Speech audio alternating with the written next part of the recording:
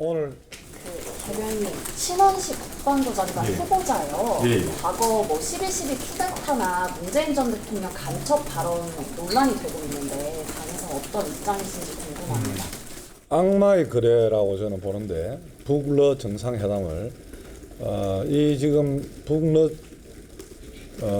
정상들이 만나서 모종의 무기 거래를 했다는 것 자체는 이건 한반도의 평화를 넘어서 동북아와 인류의 평화에 굉장히 위협적이다라는 부분이고요.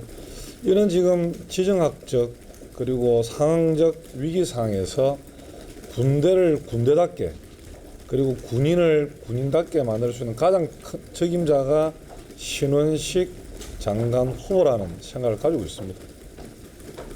그리고 뭐 과거의 발언에 대해서는 청문회 과정에서 본인이 충분히 소명을 할 거로 보고 있습니다. 개각 인사들 과거 발언들 관련해서 극우 성향 인사들만 너무 전방에 배치하는 거 아니냐 이런 우려 있습니다. 지적에 동의하시죠? 이번 저는 동의하지 않고요. 신원식 후보에 대해서는 충분히 방금 그 말씀을 드린 것 같고 그리고 유인촌 장관 후보도 마찬가지입니다. 이 대한민국이 그동안 제조 에서 IT 산업에서 앞으로 미래가 대한민국 가야 될 방향은 문화 산업입니다. 그 문화 산업을 이끌어갈 가장 선봉장으로서 역할이 또 유인천 장관 후보가 잘해낼 것이라 믿고요. 또 김행우 후보에 대해서는 김행우 후보는 여의도 연구원의 여론조사를 처음으로 도입한 분입니다. 그리고 모언론사 기자를 하면서도 그 담당을 했다는 걸 알고 있는데 그리고 뭐 비대위원을 비롯해서 우리 당에 큰 기여를 했고요. 또 그런 부분에서 가장 또 일을 잘할 수 있는 부분이 아닌가. 나는 이번에는 정말 전면적인 일을 잘할 수 있는 그 능력 위주의 인사가 아닌가 이렇게 생각을 합니다. 삼성장군 출신으로 합동참모본부 차장까지 지낸 신원식 의원. 전역 이후 신 의원은 정광훈 목사 등 극우 인사와 어울려 다니며 보수 집회에 자주 모습을 드러냈습니다. 연단에 올라 마이크를 잡을 때면 입에 담지 못할 표현을 써가며 막말을 서슴지 않았습니다. 문재인이 멸망을 기다리고 문재인 있다는 것은 시가 문제입니다. 안 내려오면 붕짜자 붕짜. 활발하게 극우 활동을 펼친 그는 국민의힘 전신인 미래통합당의 공천을 받아 2020년 치러진 21대 총선에서 비례대표로 국회의원이 됐습니다. 거리에서 국회로 무대를 옮겼지만 그의 노선엔 변함이 없었습니다. 지난해 국정감사장, 홍범도 장군이 소련 공산당에 가담해 독립군을 공격했다는 근거 없는 주장을 펼치며 흉상 이전 논란을 불러일으켰습니다. 자유시 거기에서 거의 1,500명 되는 우리 독립군의 씨가 마르는데 주역이었습니다. 소위 소련군이 된 이분을 굳이 흉상을 세우고 육사에 만들려고 했는지.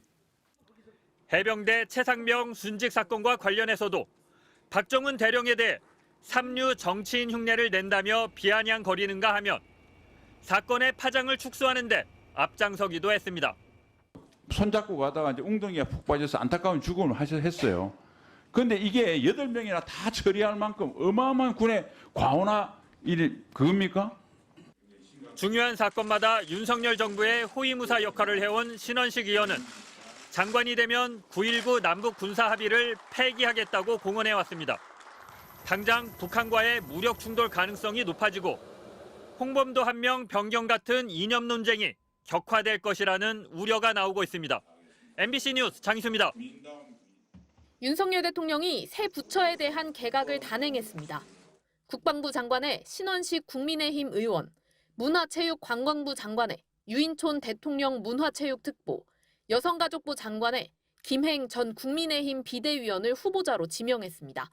이 가운데 현 정부가 폐지를 추진했던 여가부에 대해서는 김 후보자가 전환기에 처한 여가부 업무를 원활히 추진할 적임자라는 설명이 이어졌습니다. 유인촌 후보자는 이명박 정부에 이어 또다시 문체부 장관에 지명됐습니다.